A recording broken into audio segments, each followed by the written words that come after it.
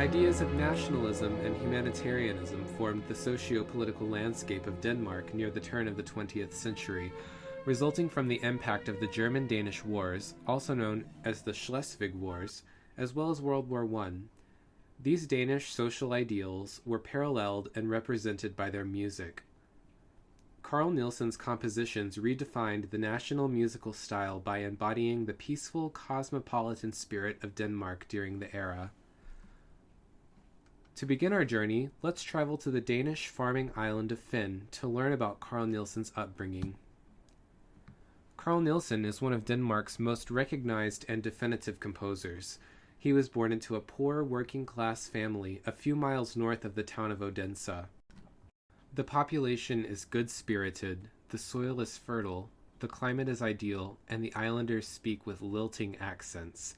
He was raised in a community of agricultural citizens, so Nielsen's meaningful association with the Danish peasants and the landscape helps define his true Danish nature. His father was a house painter and a popular fiddler in the village. His father's musical abilities and his mother's simple, nostalgic folk songs impacted Nielsen from an early age. Though Nielsen was a violinist, he possessed a lifelong fascination with wind instruments. Nielsen also played cornet in a local military band. His rural upbringing and childhood work as a solitary cowherd brought him a profound admiration for nature, a theme that permeates his worldview and his compositions throughout his life. During his teenage years, he was exposed to a local 12-piece orchestra called Braga. They performed Danish folk music and Viennese classics, both of which influenced Nielsen's compositional style. Romanticism flourished during this period, creating new liberal institutions that sought out young, talented people. Fortunately for Nielsen, he was discovered by an agency seeking young, talented musicians and was offered a position at the conservatory in Copenhagen. Nielsen's musical life blossomed in Copenhagen after studying at this conservatory.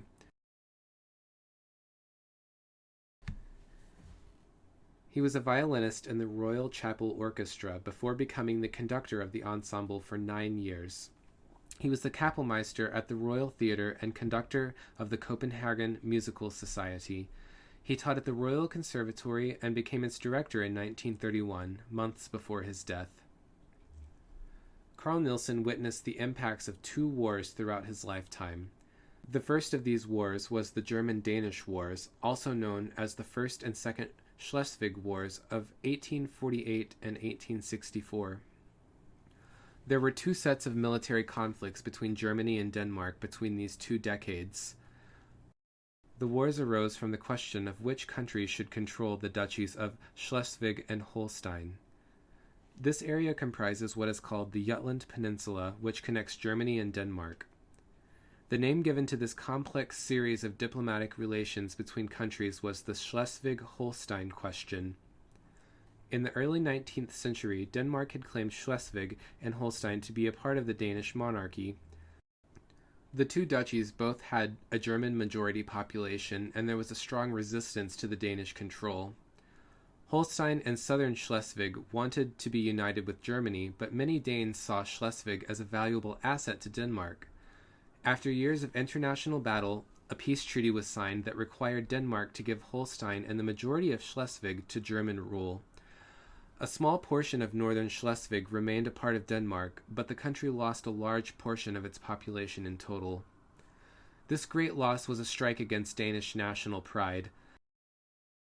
The country turned in to focus on itself, proclaiming the motto, "What has been outwardly lost must be inwardly won." This mindset blossomed into a rich nationalistic desire that ultimately defined the Danish spirit during Carl Nielsen's upbringing. Nielsen's father even fought during the Second Schleswig War, adding to Nielsen's sense of Danish pride. This nationalistic spirit was fostered even more deeply by his participation in Danish military bands throughout his youth. So, it is safe to say that these losses against Germany sparked the development of true Danish nationalism. This movement away from Germanic influence can easily be viewed through the lens of musical progressivism during the era. In the second half of the 19th century and early 20th century, musical nationalism was widely recognized as a reaction against the supremacy of German music. Studies of nationalism and musicology were not widely connected until this time, but it is important to note that the history of music can greatly contribute to the study of nationalism. The strong sense of Danish nationalism that developed in the early to mid-1900s was in the form of consensus nationalism. In other words, the Danes were united due to their common views of the German threat throughout war times.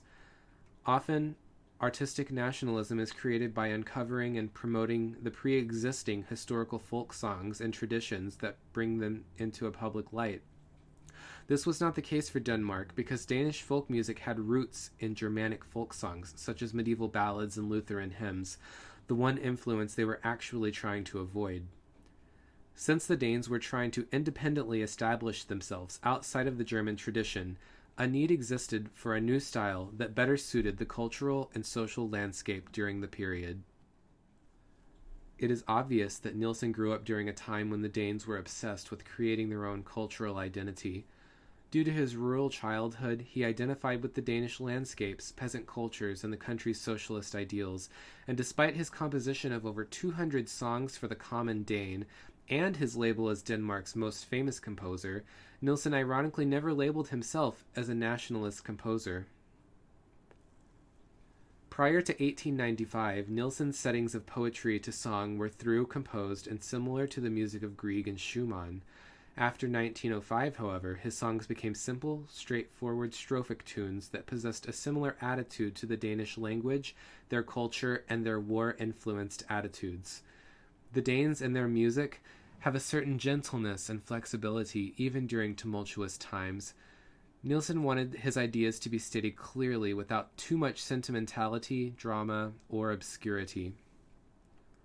One of the main purposes of cultural nationalism is to unite common folk and stimulate a moral regeneration. The growth of communal singing, and particularly the creation of Grundtvig's folk high school, served as a perfect medium for this social transformation. Grundtvig's mission was to preserve the folk-oriented and rural Danish traditions. In essence, he attempted to mold highly Danish individuals who were safeguarded from German political and modernist influence. Beginning in 1914, Nielsen collaborated with his contemporary Thomas Laub, a fellow Danish composer also from the island of Fyn, with the shared goal of establishing a new Danish national song tradition. The Danish spirit within their national music is unique because it is rooted in the life and culture of the peasantry. Together, they created the Folk High School Melody Book to accompany Grundtvig's established education system. Here is one example of a song that was written by Nielsen for this folk melody book. The song is entitled The Daffodil.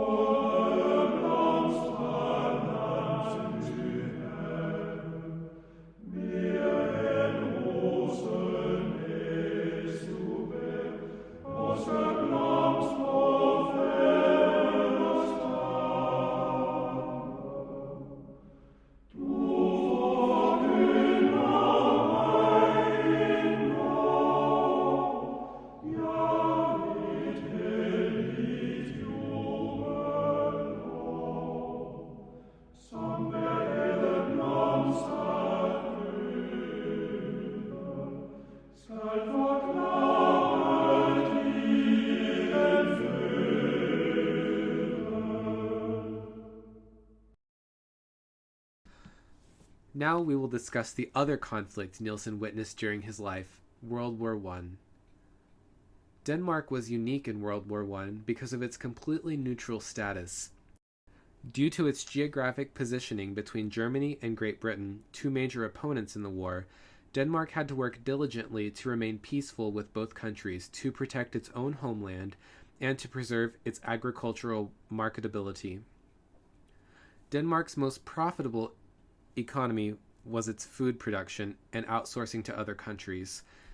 It possessed significant trade routes that needed to remain open between countries to maintain financial security. This pure neutral stance led to the development of Danish humanitarian mindsets. Throughout the war, the Danish Red Cross led a huge relief effort that provided medical assistance to prisoner of war camps in neighboring countries. Denmark also set up prisoner of war offices that ensured letters and parcels were delivered to and from the prisoners. This neutrality not only reinforced the sense of Danish national pride, but also created a humanitarian and peaceful mindset that is evident in Nielsen's philosophies and in his music. Living from an objective Danish point of view during the war contributed to Nielsen's philosophical grounding. Having little interest for the modern philosophies of Kant or Nietzsche, Karl turned to the study of Greek philosophy, particularly that of Plato. Nielsen's philosophy was very worldly in the fact that he did not gain inspiration from deities, mysticism, or sacred forces. He possessed a level-headedness that resulted from his focus on the underlying driving forces of life. His music is not a representation or a symbol of life, it is the essence of life itself. He believed that the same forces which made water flow to its prescribed destination, or the energies behind ever-changing emotions, were the same forces that should drive his music. Karl's wife, Anne-Marie Brodersen, a renowned sculptor, also helped him develop an aesthetic preoccupation with movement, clarity, and the drives of human nature. He adhered to the premise that all beings came into existence, moved, and ceased to exist from an underlying inner necessity and by virtue of their own being. And to Nielsen, the opposite of life and energy was not death, rather conditioning, robotic discipline, and anything that was forced or unnatural. Considering his deep connection with nature and his peace-driven socio-political experience, Nielsen was on a constant path of self-discovery, resulting in the development of his humanitarian worldview that also defined the purpose of his music. Rather than viewing music through the 19th century debates of subjective versus objective music or classical versus modern music, Nielsen chose a path in which his music moved, breathed, and developed, as if it was the underlying life force within all beings. The influence of World War I can be seen through Nielsen's inspiration for his Fourth Symphony, Inextinguishable. The motto of the work reads, "Music is life, and as such, inextinguishable." Though the piece was not intended to directly represent the war itself, it is undoubtable that the attitudes of his country, as well as the underlying chaos in his world during the war, impacted this symphony. In this work, he employed a more modern-sounding style, more fractured continuity, and a higher presence of conflict. He wrote for two sets of timpanis placed diagonally opposite of one another, and the timpanis often seem to be dueling in a warlike fashion. Here is an excerpt from the final movement of this symphony.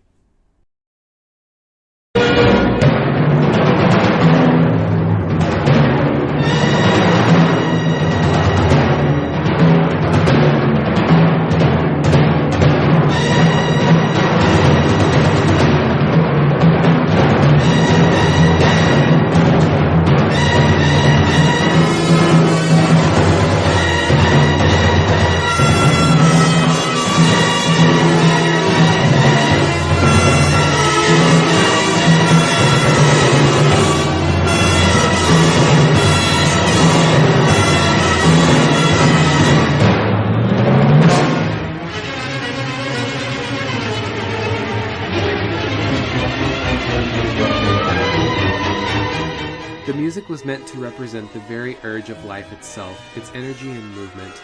Nielsen's war-fearing environment gave humanity and vitality to this symphony.